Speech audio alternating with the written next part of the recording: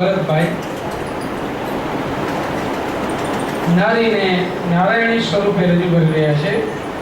દામિનીબેન, ધોરણ 12.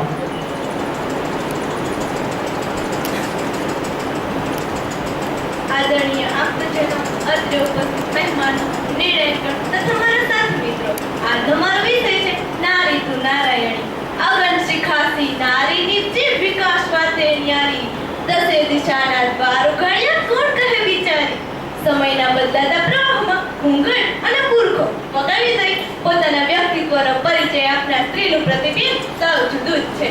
18મી અને 19મી સદી જે સ્ત્રી માટે કળિયુગ સમાન હતી, જ્યારે નારીને નરકની ખાણ માનવામાં આવતી હતી. સ્ત્રીની પ્રગતિ અને વિકાસ બાબત કંઈ વિચારવામાં જ આવેલ ન હતું. સ્ત્રીની અવાજ ઉઠાવવાની વાત જ અકલ્પ્ય હતી. તો પછી મહિલા ઉત્કર્ષની વાત તો ક્યાં રહી? પરંતુ યુગ બદલાયો છે.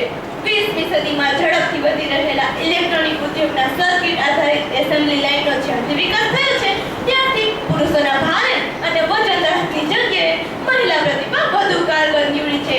આજની સ્ત્રીએ પોતાની શક્તિથી સર્વાધિક વ્યવસાયિક અને પ્રશિક્ષિત છે. સ્ત્રી માટે ઘરની 4 દિવસમાં રહી ઘર સંભાળનાર ન રહેતા ડોક્ટર, સર્જન, વૈજ્ઞાનિક, પત્રકાર, પ્રોફેસર અને ટેકનિક વિશેષજ્ઞ, પાયલોટથી માંડી 5 સ્ટાર હોટેલમાં કઢી બનાવનાર કુશળ સ્ત્રી પણ સામેલ છે.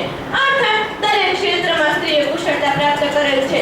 When all this possible, ત્યારે સમાજમાં સ્ત્રીને વિકાસની પૂરતી તક હોય ત્યારે જ ઉપરાંત દેશની કુલ વસ્તીના 50% હિસ્સો ધરાવતી સ્ત્રી શક્તિના ઉત્કર્ષમાં દેશનો સર્વોત્તમ ઉત્કર્ષ સમાયેલો છે. તે આ બાલમૃત તો જાણે જ છે.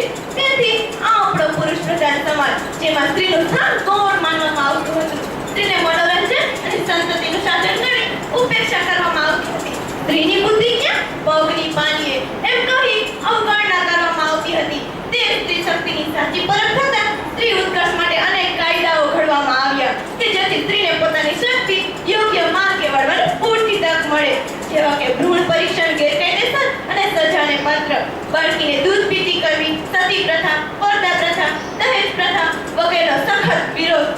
સાક્ષરતા વધે માટે વિદ્યાલક્ષી બોન્ડ અને વિદ્યાદીપ જેવી યોજનાઓ.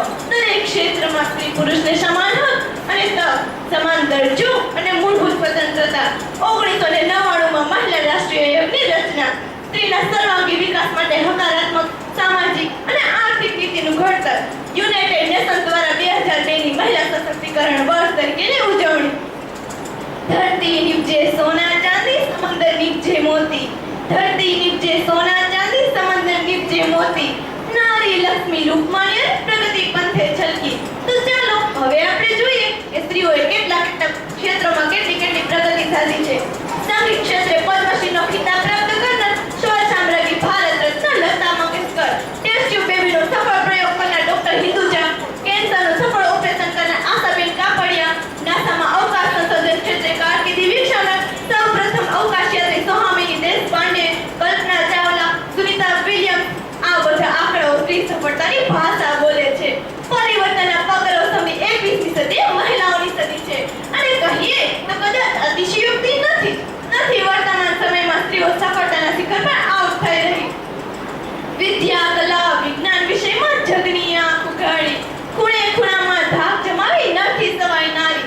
પુરુષો સાથે ખભે ખભા મિલાવી કામ કરે છે. આજે સ્ત્રીનું સ્થાન ક્યાં નથી? શિક્ષણનું ક્ષેત્ર હોય કે વિજ્ઞાનનું, ફિલ્મ જગત હોય